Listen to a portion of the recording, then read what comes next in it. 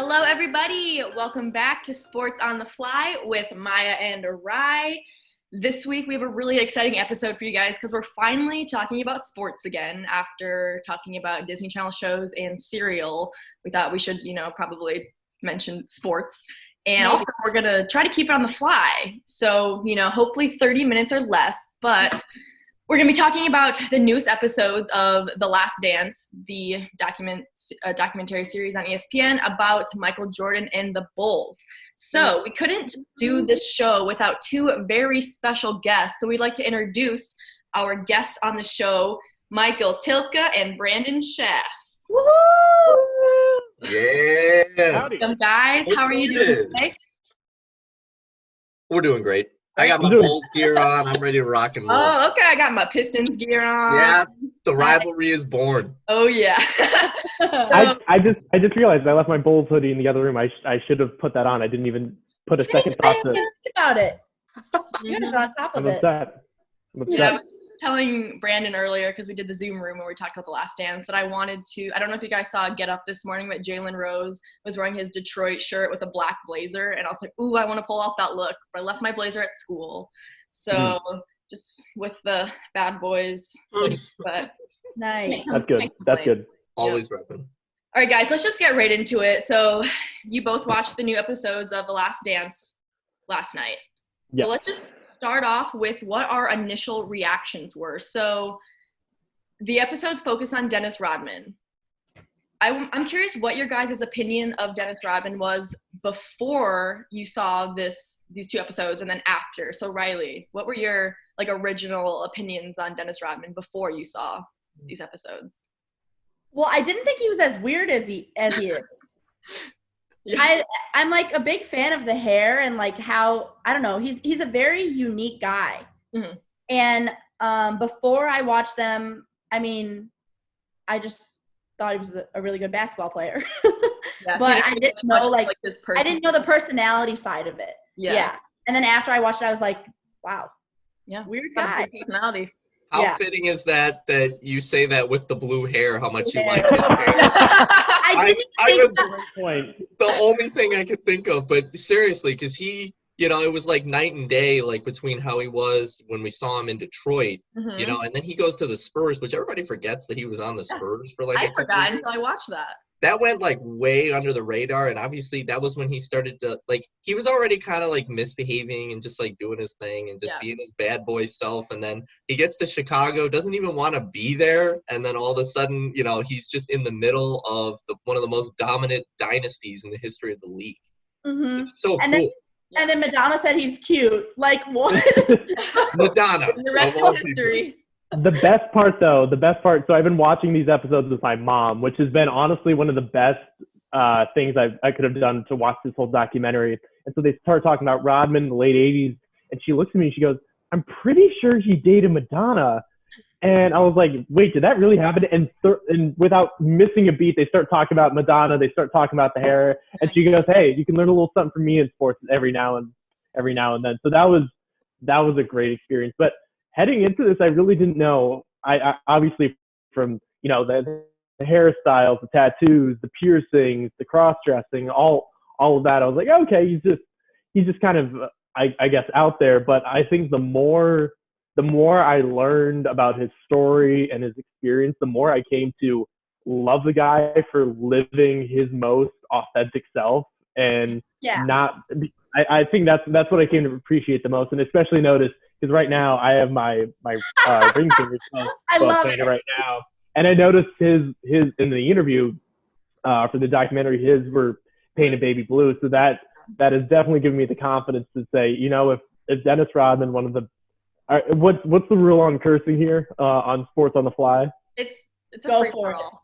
If one of the baddest motherfuckers on this planet can paint his nails, do all the piercings he has, all the tattoos he has, then what's stopping me from doing that? So I came to really appreciate and respect the decisions that Dennis went with. So I'm a brand new fan of Dennis Rodman, and now I really want to watch his documentary.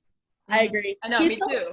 He's so original. I mean, I don't know. I just think like he's he's just himself. You know what I mean? Like he just doesn't care what anybody thinks, and I love that. He's unapologetically himself. Yes, and that is what I love. Yeah. Yep. I think it was kind of Chuck Daly who first got that idea in his head that it's okay to be you, because Chuck Daly was the one who said this. I think you're Madonna. Okay, yes, Madonna was when he really broke out and was like, I'm gonna do me for real. But it was Chuck Daly that said, when one of the Pistons assistant coaches was, talking to Dennis and trying to give him advice, he said, leave him alone. You don't put a saddle on a Mustang. So it was really Chuck Daly who I think started that, and then Dennis was like, oh, okay. And then he met Madonna. He's like, oh, okay,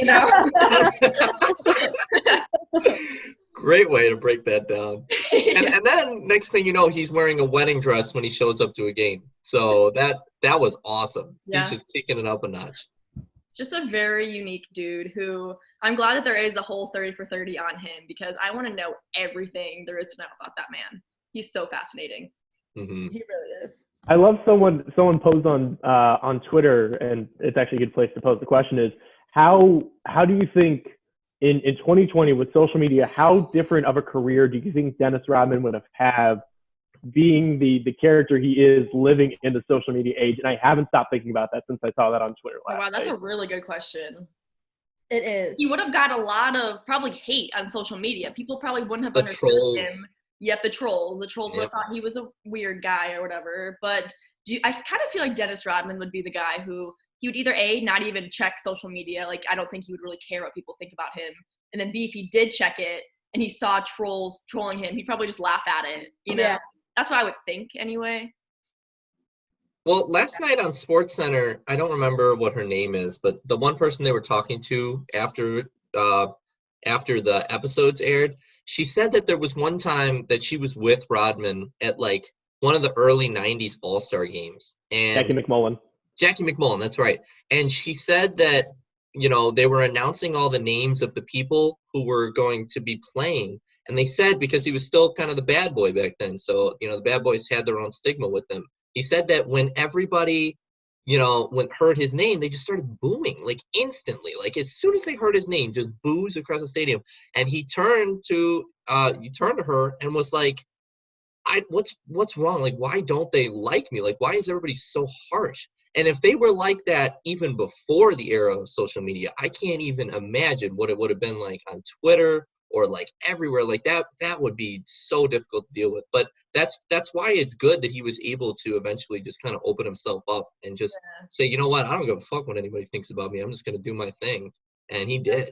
Yeah, but that does bring up a good point. He has that persona that he doesn't give a shit what anyone thinks about him. But deep down, I do think he obviously has a sensitive side. And if the booze bothered him, then I'm sure getting a lot of hate from people on social media would deep down bother him. So he probably would act like it's no big deal. Maybe it wouldn't be to him, but you never know. It could actually really hurt him, because I don't know about you guys, but I had no idea that, I don't know what year it was, he was still with the Pistons. He drove to the Palace with a gun in his truck, and then luckily he fell asleep, and then the cops came and found him. I had no idea that happened. So, yeah, I had no idea that happened. No clue. So it just goes to show you that there is a different side to Dennis Rodman than just the crazy, doesn't give a fuck what everyone thinks about him type of guy, Totally. But then going off of that, I'm also curious. So I'm a Pistons fan. I love the Bad Boys. You guys are not Pistons fans. So I'm curious what your thoughts of the Bad Boys were, kind of going off what the last question, before the documentary versus after you watched it.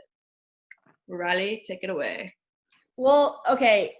If I'm being honest, I'd obviously heard of them, but I wasn't super familiar with really definitely not a lot of history, especially I haven't always been the biggest NBA fan, and so I don't know a ton of NBA history. So I feel like I didn't really have an opinion before, but now, now and after I learned about it, I feel like I've done a lot more research and stuff. Definitely an interesting era. So yeah. Michael, what about you? Yeah, I would say the Bad Boys, heading into this documentary as a 10-part whole, I think that was one of the few things I knew more about than I think some of the other topics. And I I think it made me realize just how much, as people don't want to give it quote unquote credit or infamous or however you want to put it, I think they absolutely changed the shape and the way that we officiate and we play pro basketball.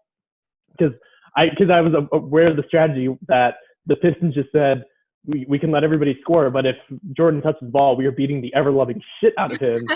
And you can't necessarily, you obviously can't do that anymore. Like, they're the reason we have flagrant fouls and more severe penalties for hard fouling and things like that. So I think that's something that was a bit overlooked, and I think could have, at least more looking into the long-term, obviously they're staying within these parameters of, everything ends in the middle of 1998 and the time between Jordan entering college or whatever they want to time travel back to. But I think that should have been addressed more, was that, like, these guys changed the rule book by the way that they played against Jordan. And I think that was something that was overlooked. But it's something that they can be mocked, criticized, yada, yada, for the rest of their lives. But, I mean, Isaiah Thomas has 2 rings, and the Detroit Pistons has 2 rings to say they're the dummies in this situation. That won us a series. They won us both 2 series. Mm-hmm. So I thought that was, I don't think that was one of the few things that remained sort of unchanged in my opinion of going back and watching this. Right. And what about you, Brandon?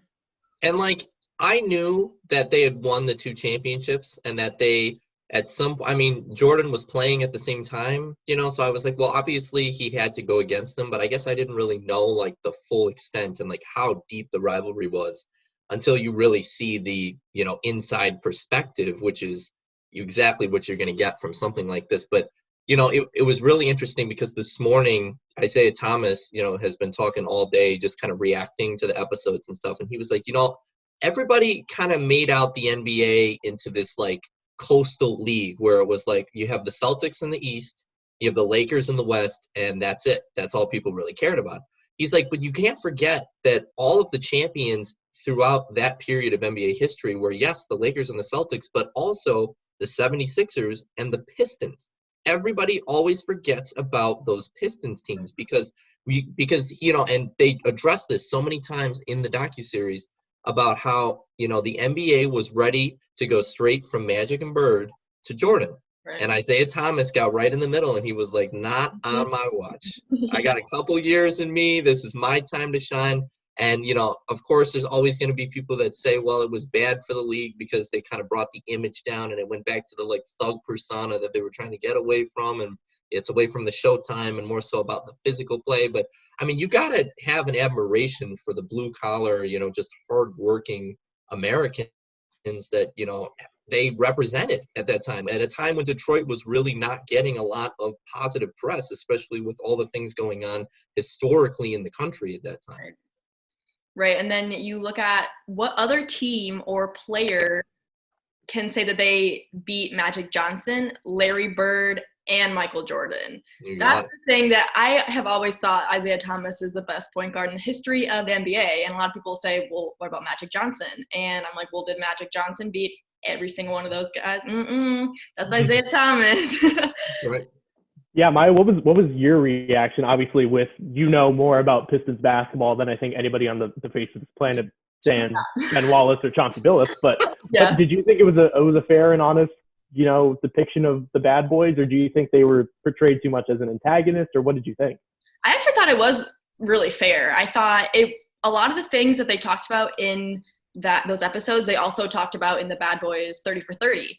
So I thought it was pretty fair, but obviously the biggest difference is now they showed the Bulls side of things. So it was cool for me because I have seen the Bad Boys 30 for 30 so many times, and I've seen from the Pistons side of view. So then to actually see it from the Bulls side of view, it was really cool for me. And it was like a totally different experience. And now I feel like I know the whole story, not just half of it. But I think they did a really good job of, I was actually kind of worried that they were going to make the Bad Boys sound like, kind of bring back like, oh, they're the thugs of the NBA and they ruined the NBA. But I don't think they really did that at all. And I think if anything, more people now have respect for them where maybe before they didn't. So I was really happy with their portrayal on that. But going off of that, what do you guys think? So I have always said, and I think I said this in our Zoom room where we were all in it, or maybe it was a different Zoom room, But I do believe that Michael Jordan is known as a player he is today because of the Pistons and the Bad Boys. If it wasn't for them pushing him physically and mentally, and then him, working out that entire summer, getting stronger, I don't think he would be the player he is known for today. So no doubt. Yeah, you guys agree? You think the Pistons played a huge role in that? It's interesting because I always thought that he would naturally develop into what he was just based on how he was at the beginning of his career when he was drafted, because he was getting all these individual accolades and he was like clearly becoming like the best in the league, and eventually he would become the great one of the greatest that a lot of these guys have ever seen, if not the greatest. And it really seemed like until he saw a team like the Pistons, like, yeah, he saw the Celtics before, but he was like just too young and the team just wasn't developed enough. So like, I think it was all about the timing. I think like Jordan was at the exact perfect timing in his career with the team that Krause had put around him, where the Pistons were the team at the top that he could, quote unquote, dethrone. And he was able to actually win as a team, especially with Phil once they finally got over the hump in 91. And before that, it was a little bit more of a challenge with Doug Collins, but they still were right knocking on the door there. So I think it's just a matter of the Pistons being at the top of the mountain, and Jordan being right there to just go after them. So they definitely get the credibility, for sending him to the next level. Mm-hmm. I feel like they did play a huge role. I mean, so in the documentary, I remember when they were talking about how usually after a team's season ends, they go on vacation, you know what I mean? Or they go do whatever they want. But the next day, they were all in the gym, they were working out. And I think that I agree, Maya, they really pushed him that whole summer, and the team that whole summer, the drive to want to beat them. I think that really that did play a huge role. I think it's one of the things that we look back on specifically with this era, and as much greatness and coolness that there is still within the modern NBA, and even Larry Bird said, like, we have to appreciate the guys while we still got them. I think this is one of the big things that we miss about older school NBA is the fact that, you have a Detroit versus a Chicago, you have a Boston versus an LA, and you're absolutely correct. If not for the Bad Boy Pistons, Jordan doesn't put on these extra 15 pounds of muscle, and he doesn't become even more of a freak of nature. And when you have these rivalries, even though there's a lot of hatred and disrespect towards one another, there's a level of understanding that they are making you better and vice versa. You don't get as good of Showtime Lakers as you do unless you have the Boston Celtics and Larry Bird over here nagging you every time trying to get that title. You don't get as good of a Michael Jordan if you don't have Isaiah Thomas and the Pistons nagging you. I don't know what this hand motion is, by the way. But just I like it. Continually nagging you and pushing you to get better. So it's absolutely, they're a huge stepping stone in the story. And I also kind of thought it was interesting that when it was the third time around that they glossed over pretty quickly, like, yeah, when the Bulls came back for that third matchup, they kind of just kicked the shit out of Detroit. Yes. So let's talk about that a little more. And specifically, I'm surprised you want to talk about that. Well, okay, actually, I don't want to talk about like the ass whooping or anything. What I do want to talk about is the infamous walkout of the Pistons in the Eastern Conference Finals. What are your thoughts on that? It was bad, man. It was bad luck. That's a tough luck. Yeah. Even my mom was like, dude, you can't, like, when they were playing the part of like, oh, here's when the producers were like, here's what Isaiah Thomas had to say, Michael Jordan even knew. He's like, no, nothing has changed. We were grown ass men then. We're grown ass men now. The feeling hasn't changed. I love that. I thought it was fantastic that they still just hate each other. He said, like, there's nothing you could show me that'll convince me that he was not an asshole. Like he literally, I mean, and it was a dick move. I'm not gonna lie. Like I don't care what. It's nothing against Detroit specifically. Like I have nothing against Isaiah Thomas. Obviously, like he's an iconic Hoosier. I love him. But like it's just and it reminds me of like when obviously Baker Mayfield had his own issues. Like there were reasons why it was a little warranted. But like when he was doing in his like Heisman candidacy when he was still with Oklahoma and he went against Kansas. and then Kansas refused to shake his hand at the beginning of the game just because they didn't like him, I was like, oh, I get it. Like, he talks a lot of shit, and, like, you know, he's a very controversial player, and I get it. Like, the Bulls and the Pistons obviously had the most fierce of rivalries, arguably in the history of the league, other than the Lakers and the Celtics. So, you know, at that time, it was bitter, and I get it. But, like, Jordan made a point. He said, hey, the past 2 years when they were beating our butts and they were literally beating the shit out of me and I was hitting the floor and I would just get back up and I would never say anything. I would never, you know, try not to fight them. I would just do my thing. And then at the end of the series, even when we lost, and it hurt when we lost, I still shook their hands. So that was the point he was making, and I'll stick with that. Yeah, no, that is a really good point, because that honestly kind of shut me up, because before I always thought, like, okay, come on, the Boston Celtics did that to the Pistons in '88, and no one gave shit to the Celtics. Larry Bird still made the dream team. Everything was fine. No one even yelled at Larry Bird. And then the Pistons do it, and it's World War III. Isaiah Thomas doesn't make the dream team. Everyone hates, because everyone already hated the Pistons before that, but people still liked Isaiah a bit. But then after that, everyone hated Isaiah too.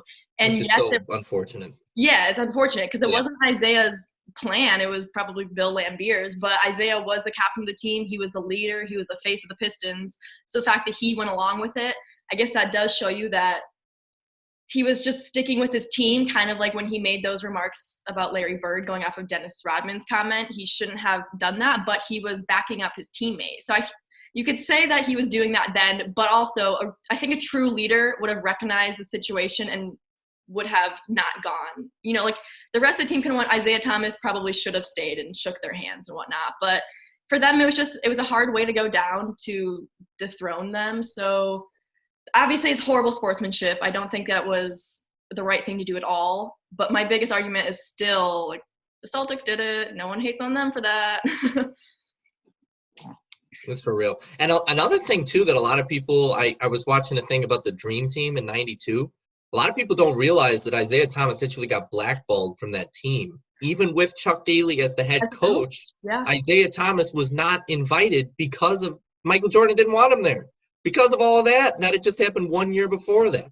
Right. They did say on First Take, Stephen A. made it very clear that he's like, I talked to Michael Jordan so many times, and it wasn't him who was like, no, Isaiah Thomas. It was a plethora, he said, of players who didn't want Isaiah. Yeah. And then Isaiah was there, and he's like, okay, well, who? Like, who are these players? And right. Like, oh, I can't say that. Blah, blah. So, right. Makes me very excited that next week we're getting the Dream Team episode, which that's what it looks like, at least to me. So I'm very excited that we have all this knowledge now about the relationship between Jordan, Isaiah, what other people's thoughts on the Pistons, and I'm really excited for next week. Me too. So do you guys have any other thoughts on yesterday's episodes? And just like generic takeaways? Is this leading into, are we now going to get into episode 4, or just thoughts on episode 3? Yeah, we can go into episode 4 a bit. Okay. Final thought before episode 3 ended was when they were talking about the Jordan shot against Cleveland. First of all, Ron Harper with the amazing quote of, whatever, man, fuck this. Or whatever form of, man, fuck this. Which was just a chef's kiss. And then my mom reacting, going, when they started roasting Craig Elo and they showed him, she goes, ooh, he's cute. I was like, okay, all right, I'm time. I don't want to watch this anymore. So Craig Elo, if you're watching, my mom thinks 1988 version of you is cute. So she's single. Oh my God. Slide it into those DMs. Your mom social media. I just loved Dennis Rodman just being a badass. Like, he really just never cared about anything. But like, he cared about being a great player, and once he showed up to work on the basketball court, he was like the hardest working guy out there, other than maybe Jordan. You know, we haven't even talked about Vegas yet. But that's what I'm saying. How can we not talk about that? Vegas in the middle of the regular season. That is impossible. Nobody could ever get away with that now. And I can't even believe that he got away with it back then. I honestly feel like even back then, what other player could have got away with that? Like, I feel like that was only a thing that Dennis Rodman could get away with, because they knew who Dennis Rodman was. And they knew that, like, if he wasn't almost getting what he wanted, that he wouldn't be happy. And so they wanted to keep him happy, to keep him playing well. So they're like, all right, go to Vegas. That would never happen in today's world. In today's sports world. Someone would be fined. I feel like with the way load management is done, though, I feel like if there was like a weird sort of hitch in the schedule, or like if the stars aligned, and I feel like there could only probably be like 5 NBA players that could not get away with, but just approach their coach and say, "Let me go to Vegas." And like Vegas of all places. Because I think the other big thing though is that like I think Phil Jackson would really be the only coach to be just like, yeah, dude, go to Vegas. Yeah, sure. Live your life. Whatever you need. Vibe, my guy. Right headspace. But could you imagine if you were in that club? Like, say you're just in Vegas and you're just having a great night with your friends, and you just look over and Dennis Rodman is like in the middle of a season. I'm sorry, aren't you playing like Washington tonight? Like, that doesn't make any sense. Oh my gosh. And then I saw a tweet that said when Michael Jordan actually had to go to Vegas to get him, it was like hangover type of shit. Yeah. Oh yeah. Pull them by the nose ring out of the hotel room. I just want a movie now. Just what is just Rodman's weekend in Vegas, and Carmen Electra gets to play Carmen Electra. And who plays Dennis Rodman? I don't think Carmen Electra has aged in 22 years. That's the other thing I noticed. Yes, she also looks better, I would say. Plastic surgery, though. Plastic surgery. Okay, yeah, that's true. That does wonders. But yeah, no, I feel like Chuck Daly wouldn't have even let Dennis Rodman do that, you know? Like, that was a very much only Phil Jackson would allow that, and I feel like only Dennis Rodman would be able to get away with that. Absolutely. No question. But yeah, that was shout out Dennis Rodman for just having the balls to be like, can I go to Vegas? What do you mean, can I go to Vegas? All right, fine, we'll give you 42 hours. He says, all right, dip. The bet. Bye. And then we lost Tilka to Vegas. And then Tilka to Vegas. And that's, I think it was the end of I think the dramatic effect worked, though. I think the dramatic effect worked. And then I think it was the very ending of the 3rd episode where, maybe it wasn't the end, but the part where he's like drinking a beer and then he just rides off on his motorcycle. Yeah, I said it. Like, you can't just do that. She's like, it was a different time. I'm like, I don't think that's how that works. Yeah, I was like, wow, that's pretty open. That's like way out in the open. Yeah. Okay, guys, let's get into the 4th episode a little bit. Let's just talk about, so the episode obviously focused on Phil Jackson and the transition between Doug Collins going to Phil Jackson, how the team changed. What are your overall thoughts on episode 4? Phil Jackson, man. Phil Jackson. The Zen master. He really was. He was just in the zone all the time, and the relationships that he developed with all of those players. I mean, we're talking about Michael Jordan and Scottie Pippen, who were 2 of arguably the most famous people in America, and in Jordan's case, the world. You know, and he's just talking to them like they're just 2 friends of his. They're just hanging out. And his ability to have that relationship with Rodman, that almost like father-like relationship that Chuck Daly had, you know, before with him. I mean, my goodness, you want to talk about being able to bring out the best in these guys. He knew how. And he did it for years, for decades. Yeah. Any other thoughts on that, on Phil Jackson? He's the king of the vibes. I think that's what I took away, was that just his entire life he is. I thought his backstory was really interesting. I didn't know that he was with or that both of his dad was a priest, his mom was a minister or something like that, and then but his whole spirituality, his life story. It's I've actually been struggling to find a Twitter header the past couple of days, and it is now the photo of Phil Jackson in the back of what looks like a taxi cab just going like that, which I absolutely, there's so much to like about him. Just the vibe he gives off, the leadership qualities he has, and I think that especially in an era where you have, especially in the 80s and 90s, of just like the sort of like, especially with sports and coaching, the leader that comes to mind is the one that's chewing your ass out while you're on the bench, kind of like a Bobby Knight style of just getting in your face and not letting up. But I never got that impression with from Phil Jackson. And the whole time he understood, and I think trust was such a really interesting thing with him. And the other thing too, I think the underrated winner of last night's both episodes was the Puerto Rican Basketball League and the insanity that was, because I am now very intrigued to learn about what Puerto Rican basketball was like. Same. The overall W on the 2 episodes. Big dub. Yeah. So we kind Rylie, of what about you? Wait, sorry, what was that? What about nothing. Go. Yeah, you didn't say anything. Oh yeah, I Rylie. didn't say anything. I still have like 15 minutes left to watching it. I watched this because I had to catch up last night because my roommate and I were on a Hunger Games binge last night. Understandable. Fair. Horrible that I missed the episodes live, but I still have like 15 minutes left to watching it. But like overall, I feel like Maya, I know we talked about this a little bit, but the documentary has been produced so well. Mm-hmm. Like it's just so good. It's so good. Yeah, definitely.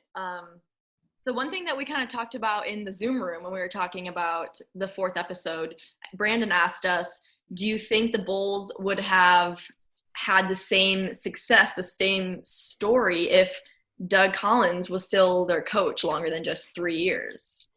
What do you guys think about that? I guess like Brandon, you never even really shared us what you thought because you were just asking us questions. I know. I got into it a little bit because I was saying that I kind of always felt that if Jordan had the right pieces around him and he was a good enough leader in his own right, I think that he would have been okay. But I think without the triangle, you really don't get the dynasty. Like I think that he would have won at least one championship with Doug Collins. I think the way things were naturally progressing, if he had stayed there, they were already a playoff team that was going to the Eastern Conference Finals. So, I mean, they went to 7 games against the Bad Boy Pistons with Doug Collins, and they lost, and they're like, okay, something needs to change. And honestly, I think that was more on Scotty than it was on Doug Collins. But at the same time, you see Phil come in, and you get 6 championships in 8 years. I could never debate against that. I just think that it might have been a little premature. Mm-hmm. Yeah, I still think because at least from what it sounded like, is that the true mastermind wasn't Phil Jackson. He was more so the face, the leadership, but it was more so Tex Winter, who was the real brains behind the entire operation with the triangle offense. Because even now we talk about Phil Jackson was the inventor of the triangle offense, and as we learned in that 1950s looking video, it was Tex Winter who invented the triangle offense. I'm curious to see sort of, because I agree with Brandon too, that I think that things were progressing to a point that it would have just taken one more game because it sounded like those Eastern Conference Finals were NBA championships, even with, going up against the Showtime Lakers like the Bulls did in '91. But I think the Bulls would have progressed at some point to a championship, maybe not '91, maybe a few years later down the line, but it's very reminiscent of just the Raptors this past year with, they bring in Nick Nurse, a guy who doesn't have a whole lot of experience in a room. And in a year where their previous head coach won Coach of the Year, yet they fired him because they needed to take that next step to winning those championships, making it to the finals and things like that. So it's hard to play, What if? What if like that. But I think there would have been success. I'm just not sure it would have been the same level of success if it were Doug Collins at the helm. I think there would have been success. I just don't know how much. I agree with that. I thought it was like funny, but also kind of cruel that the newscaster said like, well, if you're waking up and going to your job today, you must not be Doug Collins because he just got fired by Chicago. I was like, I was laughing. That part. What? I was laughing so hard. I even looked at my mom and said, "I'm stealing that one day." You got to hold on to that one. Oh my gosh. So good. Man, so talk about good writing there. Yeah, write that into the script. Yeah. Oh my gosh. Rylie, what do you think? So, okay, well, like I said, I only watched the first couple little bit, but okay, so in the beginning when they were just kind of talking about taking like some of the workload off Michael Jordan and, putting it on other players. And I do think that it was a little premature. I think that they could have had success with Collins, but I don't know. I feel like bringing in Phil Jackson kind of just changed everything.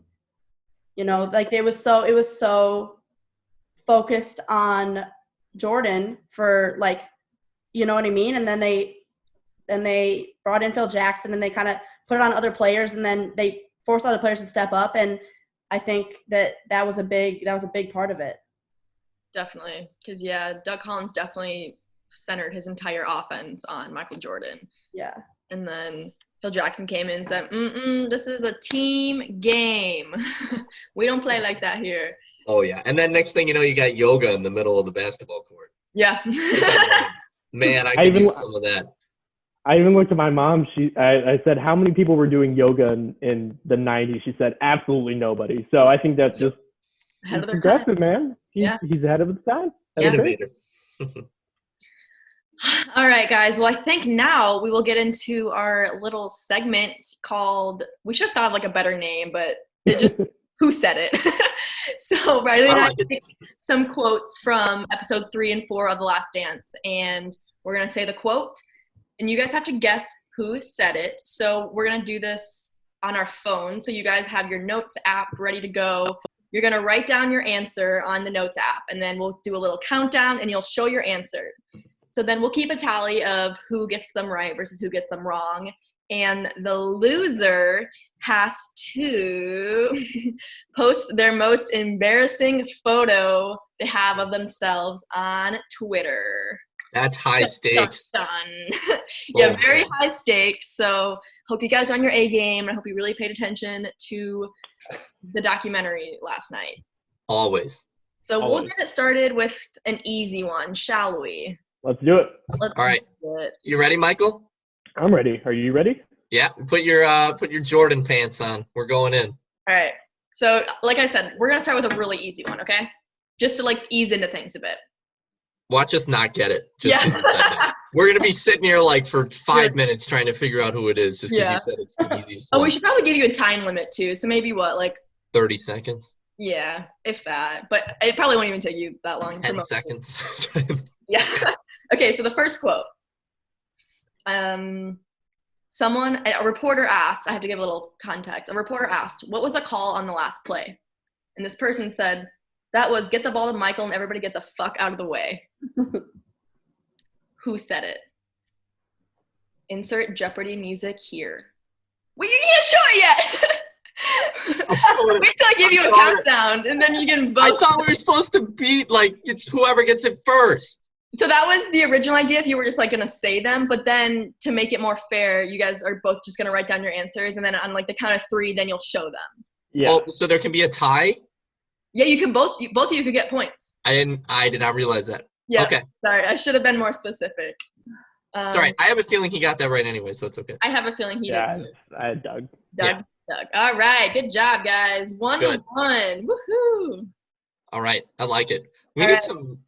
Rylie, can you find like some cool background music? Yes. My computer is like tweaking right now, and I don't know why. I can't do anything except tweaking.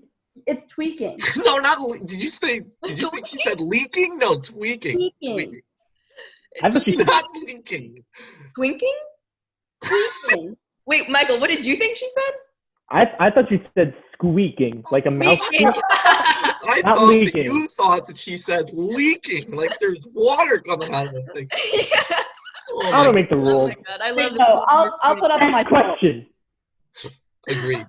Okay, I'm pulling it up on my phone. Background music, that's what we're looking for, right? Yes. I think we should maybe do some Jeopardy music. Sure, or like something intense. Maybe a little 90s hip hop. That works. Oh, that's not it. That's definitely not it. What is it? That is the Jeopardy music. Oh wait. Never mind. Unless we want to do, that's kind of basic. We can mix it up and do something more fun. Can you hear Do it? the Jeopardy trap remix. Is that a thing? I think so. I That love was that. fun. If you can find that on Jeopardy YouTube somewhere, I'm sure that's a real thing. We have to do that. Jeopardy Trap Remix. There you go. I'm excited. Oh yeah. Oh.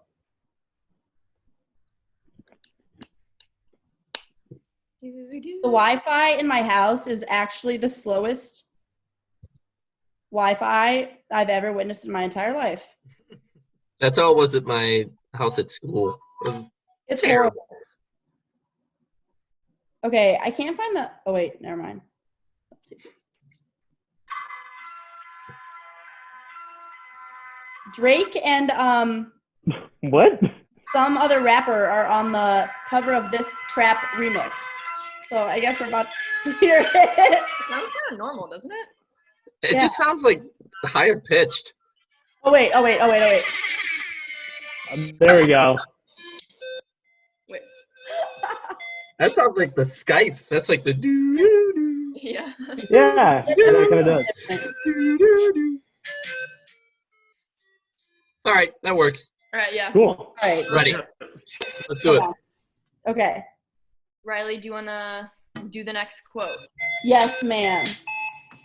Okay, Jeopardy, calm down. Okay. It's actually really cool. It won't I stop know, I'm playing. into it. It won't stop playing. Okay. Who said, when you come to Detroit, you gonna get your ass whooped?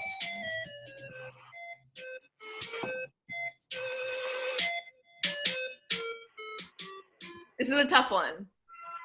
This is indeed a tough one. It's tough. I'm gonna give you a clue, okay? Okay. He is an author. Oh, fuck. I know who you're talking about, but I don't know his name. He was wearing those cool so glasses. This was the one guy who I was like, you might not know his name, but if you can kind of describe him a bit. Cool glasses guy. That's what I want to put. Cool glasses guy. I don't think either of us are getting this, Brandon. Okay, it was Todd Boyd. All right, I'm going to go with glasses.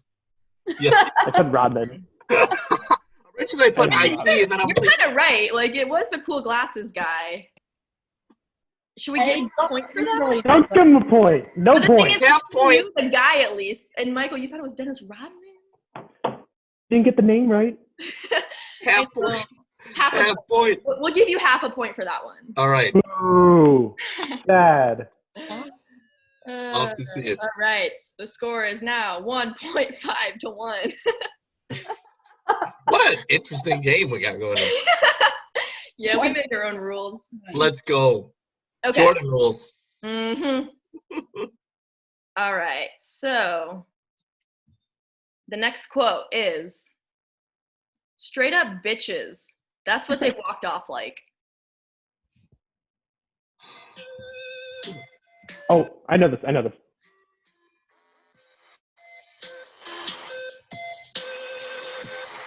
Oh my gosh. What? I love the music. It's so fun. 10, 9, 8, 7, 6, 5, 4, 3. Michael's frozen and he's just like.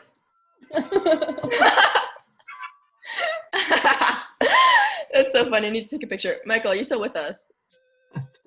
Question mark. I don't know that one. We lost Michael, so We lost he Michael! doesn't get to win either. Nobody wins. Oh no. Michael, are you there? Okay, hold on.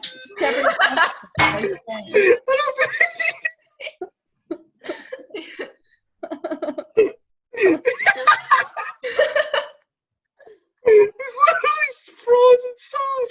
He's like, My laptop died. My laptop died. Oh, did it really? My laptop. Because I had the funniest point. I had the cord plugged in, but I didn't realize I didn't have it plugged into the outlet, and so it just like that, and I was like, oh no. But I do have it though. If we're doing it. All right, so show your screens in 3, 2, 1, go. Forrest Grant. Michael, you right. Because at the very end, because I was like, I knew, because I was trying to figure out, I was like, because the two really big quotes were the Ron. you know why I'm so mad? I thought Yeah, I remembered. I'm like, oh, it's the Bulls guy from the first three-peat who wore the glasses, and I couldn't remember his freaking name, and it was Put Horace some Grant. respect on Horace Grant's name. Yeah. Damn, man. That's disappointing. All right. Back on it. All right. So after 3 questions, what's the third question? How many questions are there? It was 3. We don't really know. Maybe 10? 10? We'll find out. Oh, I was like, oh, did I win? Yeah, that's it. We're done. Ooh, not fair. So after round 3, Tilka has 2 points. Brandon, 1.5. Love to see it. Love to see All right, Riley, hit us with the next quote. Okay, music. Okay, said, there's no I in team. I said, there's an I in win.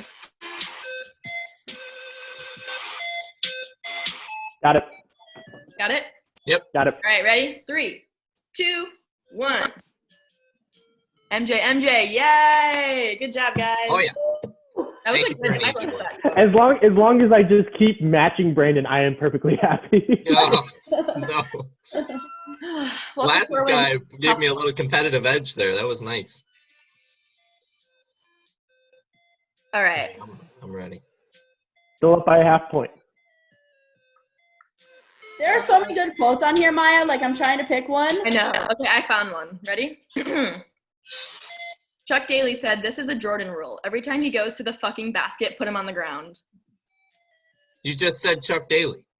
Okay, but this person Chuck Daly said, this is a Jordan rule. So Chuck Daly told this person this. Okay. So Chuck Daly said, this is a Jordan rule. Every time he goes to the fucking basket, put him on the ground. And so we have to guess who Chuck Daly told us to? Oh my God, you guys have matching shirts. Yes. Yeah. I know, I walked outside and I was like, what is Oh, wow. Woo! That is funny. Detroit rules right there. Woo! Yeah, we like the Pistons here, if you couldn't tell. Just a little bit. All right. It's a tough one. So we have to guess who we said this to. Yep. Okay. Who said this? Who So said? Chuck Daly said it. But who did Chuck Daly say this to? So the quote is, Chuck Daly said this is a Jordan rule. Every time he goes to the fucking basket, put him on the ground. All right. All right. I think I got it. I think. Question mark. I think. Yeah. I'm not too certain either. You guys have your answers though? Yeah. Yeah. All right, ready? 3, 2, 1. Lambier? Ambier and Rodman. It's Rodman! Oh, thank God. Yeah. I was using context clues because I'm like, well, Rodman would be the one kicking him to the ground. So I'm like, all right. Mm-hmm. Lambier was pretty physical too. So I don't Lambier know. hasn't been in the documentary though, has he? Yeah, no, he wasn't. And that makes me wonder, like, do you think they asked him and he said no? Because I thought it was interesting they chose John Salley as the other bad boy, to be honest. Well, Lambier is really salty because everybody hated him after everything. So he's like, I don't give a fuck. I'm not going to help anybody. I'm just going to live my life. Yeah, that is very Bill Lambier. Yeah. So now Brandon takes the lead by half a point. Love to see it. Half a point edge. Okay. Next one. Who said Dennis Rodman was the fuck-up person? He just fucks everything up. What? Dennis Rodman was a fuck-up person. He just fucked everything up. Mm-hmm. It was at the beginning of the episode. All right. I think I got it. I think I'm gonna. This is a tough one for sure. I'm gonna change my answer. All right. All right, ready? 3, 2, 1. Scotty? Chuck Daly. Both of you are Both? Yep. All right. Hint. Hint, he wasn't a Bull or a Piston. He was an NBA player. And I think this was his only quote in the entire episode. It was Gary Payton. Oh yeah, no. Yeah, such a 0% good quote though, but I figured you guys wouldn't get it. But man, Yeah, I forgot Gary Payton was even in it. I know. See, I think that was the only time he was actually in it. Yeah. That was a tough one for sure. Yeah. Nope. Okay. Fucking Supersonics. Are we at? Is this our 5th? Yes. That was a hard one. You Yeah, guys are good. You guys are finding some good ones. Yeah, we did our digging. All right. Next quote is, when he first came to Detroit, he was just a beautiful, innocent person, but a little naive about the world. The quote is talking about Dennis Rodman, but who said that? Okay. Okay, like you got it already? Yeah. Wow, confident. Yeah. Jeopardy music. Sorry. It is only like a 1 minute and 30 second. Okay. Then I have to keep restarting it. I think I got it. All right, ready? 3, 2, 1. Isaiah? Isaiah! Oh, fuck, I thought it was Chuck. No! I knew someone was going to think Because I that. was going to say, because I was like, I think Chuck said it, but I was like, they never sat down and talked. Chuck Daly's still around, right? No. No, he died. Rest in peace. Yeah, rest in peace. Oh, God. Yep. Okay. I was going back and forth between Daly and Isaiah because I was like, those are the only two that they really talked to. Right. Those are the only two that stood in my mind that were there when he showed up. And I knew, and because of process of elimination, knowing Lambeer is not in this, then it helped a lot. That's so frustrating. Good job, Michael. And you took the lead back 4 to 3.5. Let's go. All right, Rylie, hit him with the next quote. Next one. Okay. I'll play the game for free, but get paid for the bullshit. Who said that? I'll play the game for free, but wait, one more time. I'll play the game for free, but get paid for the bullshit.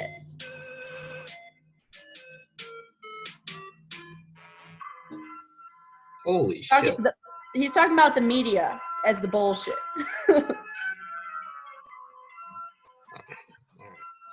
I hope this is right. Are there repeats on this at all? There are repeats. There has to be. That makes it so much harder. Yep. But I think, God. What's the quote one more time? Sorry, I lost it. Okay, I'll play the game for free, but get paid for the bullshit. Okay. I'm ready. Brandon, you ready? All right. 3, 2, 1. MJ? MJ. It was Rodman. It was Rodman. Damn it! I had Rodman at first, but I remember there was that whole thing about every time MJ went to a new city, they're like, is this going to be the last time you're going to play there? Yeah. Like, yeah. I knew that was going to be a tough one. Dennis is the only one that would say something like that about the media, though. He really he would rip into everybody all the time. MJ was always like, that was one thing I was actually really surprised that he didn't get mad when people kept asking him. It was like when Kevin Durant was going to leave the Warriors, they'd ask him like every game, like, do you know about your free agency? Do you know about your free agency? And he would just be like, fuck off, like, stop. And Jordan was just like, nah, like, whatever. I'll just keep saying I don't know, because I don't know. We'll composure, see. For sure. Okay, ready for the next quote, lads?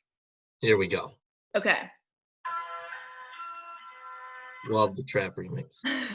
That I have to keep restarting. Never gets old. All right. So the quote is, I can compare Michael Jordan to nobody because for him to survive that and still maintain that greatness, it's unparalleled. And to put it into context more, when he says, because for him to survive that is in the bad boys whooping on the booty.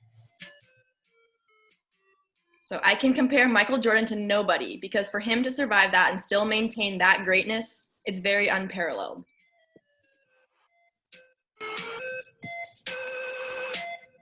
This is a hard.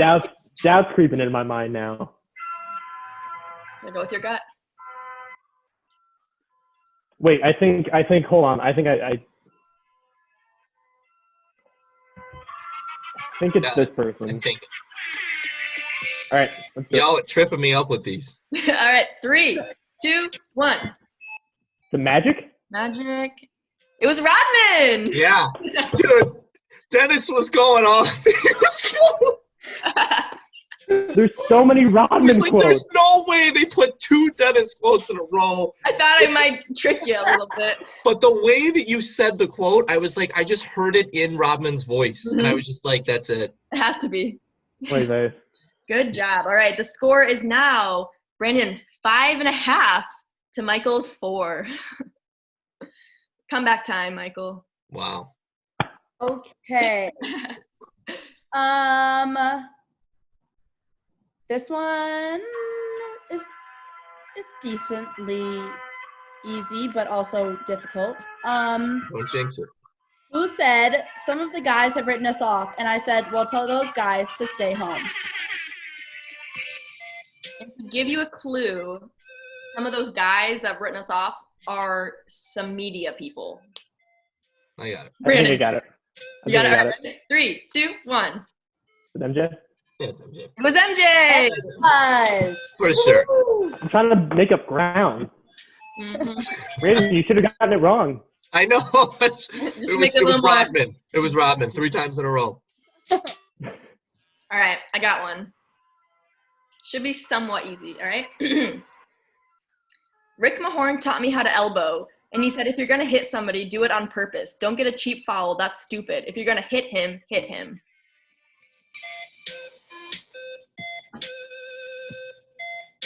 Rick Mahorn taught me how to elbow, and he said if you're going to hit somebody, do it on purpose. Don't get a cheap foul. That's stupid.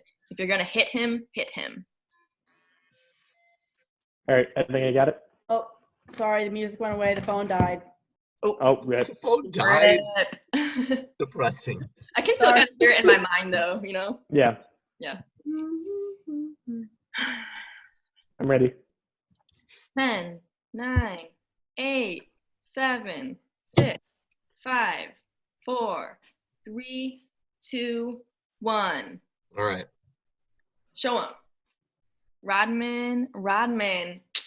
Oh. The correct answer is John Salley. You know what? I always forget his name. I was like, I'll bet you it was the other Piston guy, and I just don't remember his name. I would not have gotten that. Yeah, that was a tough one. He's cool. He was actually one of the few people that didn't walk off. Yeah, no, he didn't walk off. Mm-hmm. He stayed on the court. Yeah, he's a good guy. Yeah. All right. I'll just remember Salley from now on. Salley sells seashells by the seashore. There you go. Okay. Dun, dun, dun. Okay, Dennis goes to San Antonio, and Demolishing Man comes out, and he changes his hair color, and then Madonna goes, he's cute. That's the quote? That's a quote. Say it one more time. Dennis goes to San Antonio, and Demolishing Man comes out, and he changes his hair color, and then Madonna goes, he's cute. Did you say demolishing? What is Demolishing Man? I don't know. You mean Demolition Man? Maybe that's what he meant to say, but he said Demolishing Man. Oh, okay.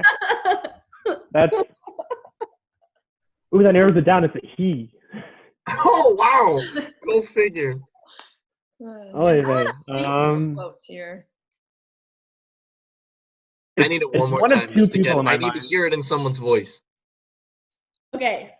Dennis goes to San Antonio, and Demolishing Man comes out, and he changes his hair color, and then Madonna goes, he's cute. Got it.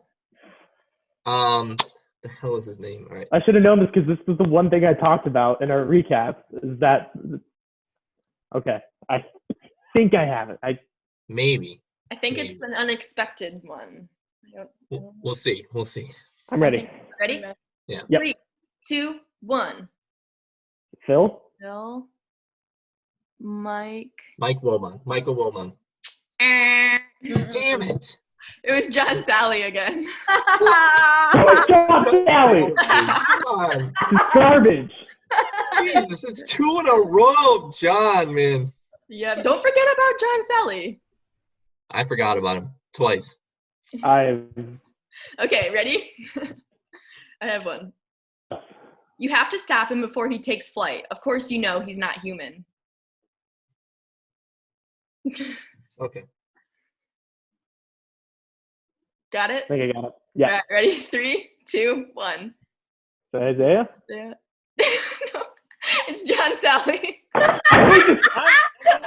I'm dipping out. This game is dumb. I'm not losing. I'm done. I'm out of here. It was a great time being on Sports on the Fly. I had to. Thanks for having us, folks. I'm going to go Brandon, John Salley on Twitter. Brandon, can we stage a walkout? Are you cool with me? All right. Bye, Michael. You won't make it on the dream team. See ya. California. Great time. Have a great He actually left. He's literally gone. He's literally That's cold. Wow. Well, come back. John Salley really did him dirty, guys. And winner by unanimous decision. Yes. Woo, Brandon wins. He said he texted us that I ain't returning. Oh man. We have That's not Michael. We don't want you to return until you know who John Salley is. John Salley. All right, well, it looks like that's the end of our game, but Brandon won anyway. You had a final score of 6.5 to Michael's 5. That's crazy. And that half point was going to be my insurance, just in case he got another one right. I was like, I still got that little bit. I knew you knew who said it, but I knew you also wouldn't know his name. So I was like, okay, I didn't say the name. It's not worthy of the full point. But I'm just glad that I remembered, because I remembered, I'm like, those are the coolest fucking glasses I've ever seen in my life. Like, if I ever become an author, those are my glasses right there. I love it. Yeah. I gotta text Michael and say, post your embarrassing picture. Very true. Although I honestly wouldn't have been that embarrassed to post that picture, because it's kind of iconic. Honestly, if you want to do it, you can. Just do it anyway. I didn't lose, but just in the win. I just want people to see my thick bowl cut. Oh my gosh, classic. Throwback Thursday. Okay, guys. Well, that was a lot of fun. My cheeks hurt from smiling and laughing. I know, so do mine. So that's when you know it was a good time. John Salley, dude, you ruined it with the John Salley. I was like, maybe after the third one they'll catch on, and I was laughing, so they'll probably catch on to my laughter. Okay, like multiple Rodmans in a row, I was like, all right, that was ballsy, but then you really took it to another level. You went for it with John Salley. I was gone. I was ready to walk out the door. I was like, you were ready to, and then Michael actually did. See, I was just planning on like turning off the camera and just like, getting dramatic for a little bit. Yeah. But he literally just dipped. Like, I love that. He'll watch all of this that happened after he left. Yeah. He pulled Dennis Rodman and said, I'm going to Vegas. That's what I'm saying. That's like when he closed the oh no. But he's like, no, for real this time. I'm going to Vegas and I ain't coming back. Oh my gosh. Okay, that was a lot of fun. Brandon, thank you so much for joining us. Michael, thank you. Thanks for having me. For joining us for part of the pod. I'll say thank you on behalf of Michael as well. I'm sure he says there you thank go. you. And Michael, you're still going to post an embarrassing picture of yourself because you A, didn't have as many points, and B, kind of left. So that makes you the loser. So and me the winner. Yeah. Okay. Winner. All the way. I got that ball. Let's go. Love it. Thanks for having me, guys. Yes, of course. Thanks for coming on, Brandon, and thanks everyone for watching. And we'll probably come back next week with another recap of The Last Dance, the new episodes. Maybe we can do the same thing, but have different panelists who will actually stay on until the end. But this was a lot of fun. So thanks for watching, guys, and we'll see you next week. Woo-hoo!